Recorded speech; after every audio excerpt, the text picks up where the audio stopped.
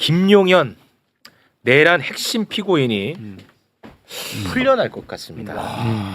근데 이게요, 지금 지기현만 문제가 있는 게 아니야. 언론은 지기현에만 포커스가 맞춰져 있어요. 근데 판사 지기현이도 문제인데 검사도 문제라고 저는 개인적으로 생각합니다. 일단 지기현이에 대한 문제점부터 좀 살펴볼까 합니다. 네. 이 내란 재판에서 지기현이가 김용현이에 대해서 이렇게 얘기했습니다.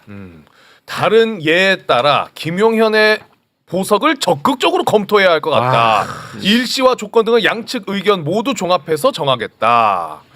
와, 적극적으로 검토해야 할 것 같다. 미칠 것 같습니다. 진짜 이제 김용현이는 풀어나기 직전인데요. 이 부분을 임태훈 소장님이 경고를 했었어. 매불쇼에 나와서도. 네, 맞아요. 근데 그게 물론 이슈도 안 되고 뭐 사람들이 관심도 없더라고. 임태훈 소장님, 네. 박수로 모시겠습니다. 반갑습니다. 이거 어떡할 거예요, 이거? 큰일 났네. 방법이 없습니다. 우리 형사소송법상 6개월을 이 구속 만기이기 때문에 6개월이 지나면 석방을 할 수밖에 없습니다. 6개월 안에 이제 선고를 내려서 형을 주면은 이제 2심으로 구속 상태에서 넘어가는데 이게 2개월마다 갱신하도록 되어 있어서 12월 27일 날 이제 구속이 됐기 때문에 구속 만기가 6월 27일입니다. 그래서 이제 문제는 그렇다고 해서 지기현 재판장이 책임 없는 거 아니죠. 네. 왜냐하면 6개월 안에 재판을 마무리 못한 것은 문제죠. 왜냐하면 내란 수개를 석방시킴으로 인해서 네. 모든 재판이 늘어졌고 네. 그리고 계속 제가 누차 얘기하지만 재판지 이상하게 하고 있다. 그렇다고 했죠. 한 증인이 막 하루만 나오는 게 아니라 이틀 막 이렇게 나와요. 쓸데없는 얘기도 길게 하고. 그렇죠. 통상적으로는 증인신문 할 때 시간 제한합니다. 그러니까 예를 들어서 저희 1시간 하겠다 그래도 좀 줄이게 해요. 그래서 30분 양측에 30분 주고 재신문, 제재신문 해서 하루 안에 빨리 이렇게 딱 똑 떨어지게 끝내야 되는데 네. 통상적으로 윤석열 변호인단이나 김용현 변호인단이 되게 쓸데없는 정치적 발언들을 많이 하는 걸 제재하지 않으니까 오늘과 같은 결과가 나온 것이기 때문에 그건 지기현 책임 아닙니까? 지기현 책임이 1차적으로 있는 것이고 네. 두 번째는 이제 저 얘기는 왜 하냐 이제 국민들이나 이제 시민들 이해를 못 하실 것 같은데 27일 날 구속 만기로 석방이 되는 것과 27일 구속 만기 전에 조건부 예를 들면 주거 제한이라든가 뭐 여행 금지라던가 누구누구랑은 전화 접촉도 하면 안 된다라는 조건을 내걸고 보석을 시키는 거는 좀 다른 겁니다. 직권 보석이라는 게. 그러니까 이제 저 얘기를 하기 시작하는 거죠. 그렇지만 국민들은 비난할 거 비난해야 됩니다. 그렇습니다. 그것 때문에 이게 지금 재판이 이상하게 돼서 늘어지고 있는 건 아니냐라는 거고. 네. 저는 기대하는 건 이렇습니다. 제가 오기 전에 이명현 특검을 잠시 뵙고 왔는데요. 그래요? 네, 잠시 뵙고 왔는데 결국은 저는 최상병 특검으로 김용현을 다시 구속시킬 수 있다라고 생각을 하고 있습니다. 네. 왜냐하면 이 사건 최상병 수사 외압에 김용현이 등장을 안 할 수가 없어요. 왜냐하면 여러분 기억하시겠지만 박정훈 대령에게 오늘 박정훈 대령 이제 항소심 재판이 있었는데요. 지금 항명죄지만 당시에는 집단 항명 수괴죄였어요.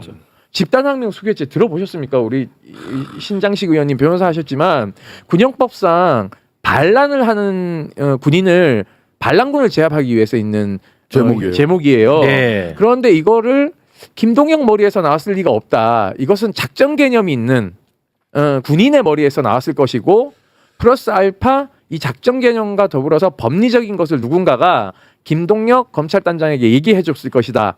돌아오면 무슨 얘기냐면 김용현이 아까 우리 김종대 의원님이 얘기하셨잖아요. 이명현 변호사하고 외나무 다리에서 만났었다. 네네네. 그러니까 물에 빠진 사건 미화하기 위해서 김용현이 수사를 받을 때 피해자였던 그 이대령의 법률 대리인이 이명현 변호사였어요. 네. 그럴 때 이미 한번 만났고 오히려 자기 부하를 무고죄로 해서 잡아쳐놓은 역사가 있어요. 김용현은 그때도 검찰단장을 움직여서 그 자기 부하를 죄를 뒤집어 씌웠거든요. 그것과 똑같이 박대령에게 그 프레임으로 죄를 뒤집어 씌운 것이기 때문에 김용현 작품으로 보신다는 거군요. 그러니까 고기도 먹어본 놈이 안다고. 네. 김용현이 여기서 등장을 하는 것은 통신 기록에도 나와 있어요. 오케이, 잠깐만 말씀이 너무 길잖아. 그러니까 자 곽수산이 또 이제 딴 생각하잖아. 이 얘기가 왜 나오는지 너 모르지 지금. 왜 저 얘기를 하는지 이렇게 이거 봐 이렇게 하면 돼. 제가 할게요. 가만히 있어요. 가만히 계세요. 김용현이는 6월 27일까지가 구속 기한 만료야. 네. 6월 27일. 5월 27일. 근데 재판이 빨리빨리 진행됐으면 예를 들어서 뭐 50년 구속, 50년 실형 선고 났으면 법정 구속 시키면 되니까 계속 잡아놓고 또 2심 받으면 돼. 네. 근데 1심이 결론이 안 나왔단 말이야. 근데 6개월이 다 지나버리는 거야. 그게 6월 27일이야. 네. 근데 만약에 이 사람이 보석 신청을 하잖아.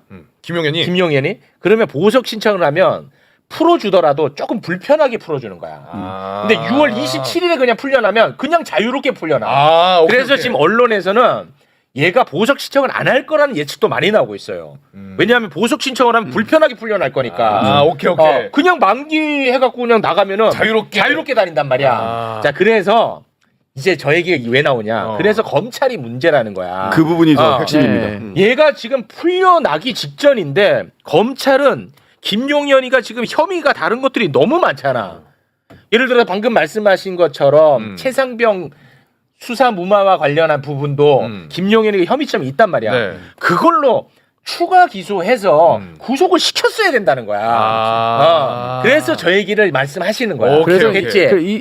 이제 하세요. 이명현 특검이 다 알고 있다는 얘기는요. 이런 것들을 팔로우업을 다 하고 있었기 때문에 잘 아는 것이고, 두 번째는 이명현 특검이 군 검사만 한 것이 아니라 군 판사도 하셨어요. 그러니까 이제 군 법무관은 판사도 할 수 있고 검사도 예전엔 할 수 있어요. 요즘 안 되는데. 네. 그러니까는 군대 내에서 돌아가는 작전 체계나 이걸 내용을 너무 잘 알고 있기 때문에 나는 누가 거짓말을 하고 있는지 잘 알고 있다라는 얘기를 자신 있게 하시는 겁니다. 네. 그래서 저는 최상병 특검이 빨리 움직여서 김용현 등 이 내란 관련자들뿐만 아니라 여기에도 같이 가담한 사람들을 빨리 이제 정리를 해야 되는데 네. 공교롭게도 우리가 지난 방송 때 그 국방부 검찰단장에 대해서 했었잖아요. 네. 오늘 공수처가 드디어 네. 이동혁을 소환 조사 중이라고 합니다. 소환이 됐다고? 네, 소환 조사 중이라고 조사 나오고 있어요. 중이라고 김동혁. 네, 네, 네. 우리가 그때 얼마나 네. 외쳤어요. 제가 아주 군기 잡았잖아요. 맞아요. 그 사진 없어요. 김동혁이. 머리박아 했잖아요. 그때. 김동혁이 나와. 야, 나오라고 했다. 김동혁.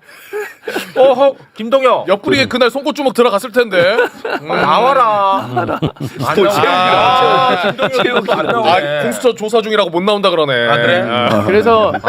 그래서 이제 이명현 특검께서는 모든 걸 다 알고 있다라는 얘기를 하는 것이고, 그리고 오늘 저희가 이제 조사 대상자 134명의 명단을 이명현 특검께 제공을 해드렸습니다. 최상병 특검과 관련해서 조사 네. 대상자가 몇 명이요? 134명. 와, 어마어마하네.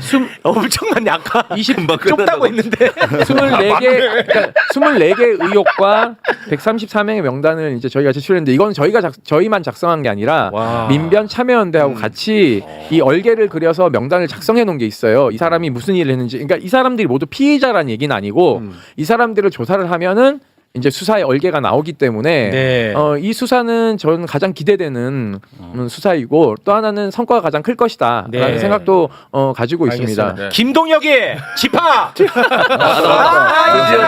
그냥 웃고 있네. 아유, 진짜 니키가 한번. 아유. 이분이 이제 원스타이긴 하지만 육사 출신 원스타이기 때문에 사실상 최강욱 변호사님이 이제 그 당시 이명현 특검이랑 같은 기수일 거예요. 비슷한 기수인데 이분들이 굉장히 군대 내에서의 반인권적인 상황과 열심히 싸웠던 분들인데 네. 어느 순간 이제 이분들이 힘을 잃고 지금은 거의 육사 말 잘 듣는 네. 법무관들로 다 채워졌다라는 알겠습니다. 게 이제 네. 가장 큰 문제죠. 자, 지금 이제 문제가 이제 김용현이 풀어난다는 게 제일 문제거든. 그렇죠. 네. 근데 이자만 중요한 게 아니라 지금 내란과 관련된 혐의자들 지금 다 풀려나게 생겼다니까. 그거 좀 한번 올려주세요. 만료일. 예, 만료일만 좀 한번 소개를 해주시겠습니까? 네. 소개해달라고요. 저한테? 최진봉 교수님 소개 좀 해달라고요. 자, 김용현 구속기간 만료일이 2025년 6월 27일이고요. 이진우 소방사령관, 전수도방위 사령관이죠. 2025년 7월 1일. 그리고 여인영 전 방첩사령관 7월 1일이고 똑같이. 박완수 전 계엄사령관이죠. 7월 1일. 그리고 문상호 하란수 7월 7월 3일. 3일. 왜냐하면 노안이라 잘 안 보여 글씨가 적어가 있고 그리고 7월 6일 예. 문상호는 그렇습니다. 그리고- 글씨를 좀 크게 써. 그러니까 저희 뉴스레터예요, 저게. 근데 저희 이제 추가로 조금 말씀드리면 김봉식 서울경찰청장은 7월 8일 날 석방 예정이고요. 큰일이네. 그리고 다 노상원 전 정보사령관은 7월 10일 날 석방 예정입니다. 그리고 김용군 국방부 전 수사단장은 네. 7월 15일 이제 석방 예정이라서 네네. 이들에 대한 추가 기소가 시급히 이루어져야 된다라는 것이 네. 저희들의 판단입니다. 그러니까 결국 큰일이야. 그 풀려나네. 이 직위원과 검사들이 서로 주고받고 하고 있는 거예요. 그렇게 보여. 맞아. 내란숙에 풀어줄 때는 직위원이 풀어주니까 검사들이 심우정이 항고 안 해갖고 즉시항고 즉시항고 안 안 해서 했고.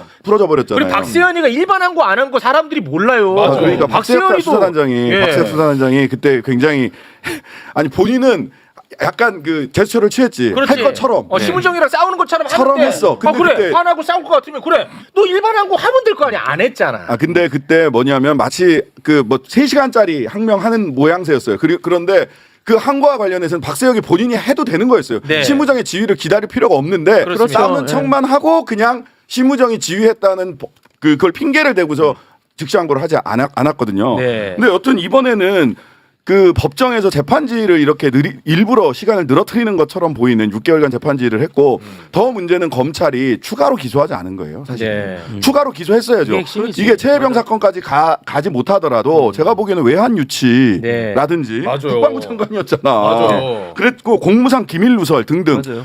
민간인인 김용현과 이런저런 이야기했죠. 다 공무상 기밀 누설이에요. 아니, 너무 명백해요. 하다못해 네, 그 맞습니다. 노상원 비합부 맞아. 제공한 그렇지. 걸로만 잡아 넣어. 그러니까요. 이렇게 어. 외환 유치 내지는 공무상 기밀 누설 혐의로 해가지고 충분히 추가 기소할 수 있었어요. 그런데 검찰이 추가 기소하지 않았어요. 지금도 안 이거는 하고. 기본적으로는 거기에 쿵짝쿵짝 맞춰준 직위원도 문제지만 검찰이 더 큰 문제입니다. 그렇습니다. 검찰이.